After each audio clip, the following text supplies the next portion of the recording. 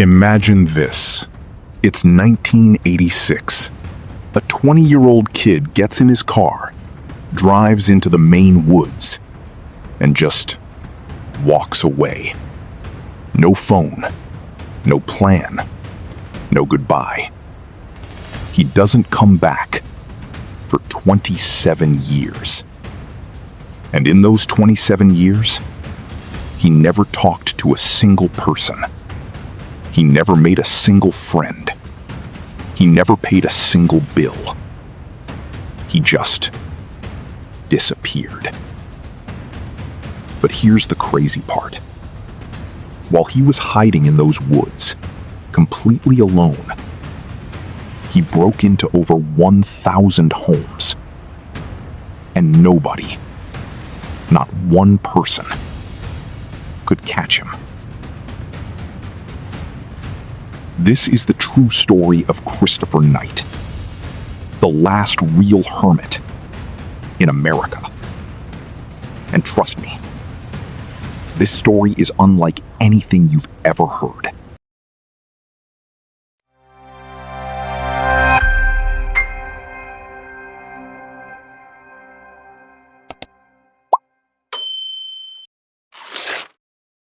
So, who was this guy? Christopher Thomas Knight was born in 1965 in Albion, Maine. Small town, quiet life, normal family. His parents were good people. He had brothers and sisters. But from day one, Chris was different. While other kids were playing outside and making friends, Chris was quiet. Like, really quiet. Not mean, not scary. Just, he didn't get people. People confused him. Social stuff stressed him out. He didn't hate anyone. He just felt like he didn't belong. You know that feeling when you walk into a room full of people and you just want to leave? Chris felt that way every single day of his life. He graduated high school, got a job working with alarm systems. Yeah, funny enough, right? But the job didn't stick. The city life didn't stick. Nothing stuck. So one day in 1986, he made a decision that would change everything. It was 1986. Chris was 20 years old. He got in his car and just started driving. No destination, no plan, no map. He drove through his hometown of Albion one last time. Then, he kept going north. He drove until he almost ran out of gas. Then, he stopped. He stepped out of the car, left his keys in the ignition, and walked into the woods. Just like that. He had a tent. That's pretty much it. He had never even slept in a tent before that night. And he kept walking. For weeks. He had no idea where he was going. He later told a journalist, and I'm not kidding. He said, "I had no plans. I had no map. I didn't know where I was going. I just walked away." And he walked until he found the perfect spot. Hidden inside a cluster of giant boulders, covered in thick trees, right near North Pond, Maine. And that's where he stayed. For the next 27 winters. Okay, so here's where it gets absolutely insane. Maine winters are brutal, y'all. We're talking temperatures dropping below 0 degrees, -20, -30, real your fingers fall off type of cold. And Chris was out there in a tent for 27 years. So how did he survive? First, he never lit a fire. Not once in 27 years, because smoke would give him away. Instead, on the coldest nights, he would set an alarm, wake himself up 2 or 3 in the morning, the coldest part of the night and just pace around his camp, back and forth, until his body warmed up enough to sleep again. That's some next-level survival stuff right there. For food, he had a system. Nearby, there were summer cabins, vacation houses, empty most of the year. And Chris, the guy who never wanted to deal with people, would sneak out at night, pick the locks, walk in, take what he needed: food, batteries, propane, books, lots of books, and then leave. But here's the wild part. He was so careful, so precise. If he knocked something over, he'd fix it. If he used a canoe from someone's dock to carry propane canisters back, he'd sprinkle pine needles on it so it looked like nobody touched it. He never broke a single window, never smashed a door. Now, the people who owned those cabins, they knew something was up. For years and years, they'd come back to their summer homes and notice some food was gone. A flashlight was missing. A propane tank was gone. It got so regular that the locals started calling him the North Pond Hermit. Like they knew someone was out there. Some people were terrified. Some people were actually curious. Some cabin owners, and this is true, they started leaving food out on the counter. Like, hey, mysterious forest dude, here you go. Take what you need. Just don't scare us. Police investigated multiple times. They'd find footprints, then nothing. They'd get surveillance footage. Just a blurry figure in a ball cap, moving fast in the dark. And then, gone. For over 2 decades, this man was like a forest legend.